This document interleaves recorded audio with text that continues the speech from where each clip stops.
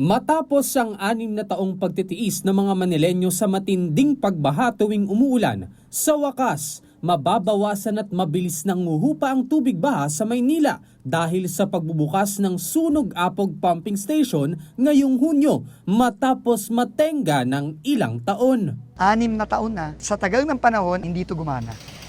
Never po gumana ito. Nagumana nga eh. Kwento ng ilang residente sa Tondo, Manila, sa tuwing bumubuhos ang ulan, nakaabang na ang kanilang pamilya para lumikas dahil sa bilis ng pagtaas ng tubig na umaabot lagpas tao. Minuto lang, andyan na agad yung tubig. Bahay namin talagang giba-giba. Nilabas ko po yung anak ko kahit umuulan.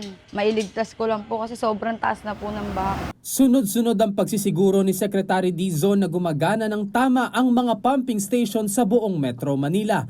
Matapos makumpirma na karamihan dito, literal na hindi gumagana sa matagal na panahon. Kaya naman ganoon na lang ang mabilis na pagtaas ng baha sa iba't ibang bahagi ng Metro Manila. Personal namang tiniyak ni Pangulong Ferdinand R. Marcos Jr. ang pagpapagana ng pumping station para agad itong makatulong sa paghupa ng baha. Nung inon namin, yung isang bomba, pinatakbo namin at 50% capacity, kitang-kita ang laki ng binabana ng tubig. Pinag-aralan natin, ngayon naayos na po natin.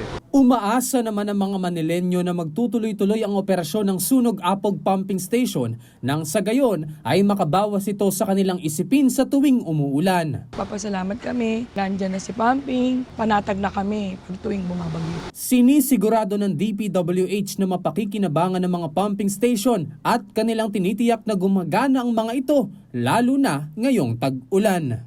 J.M. Thompson, para sa Bayan.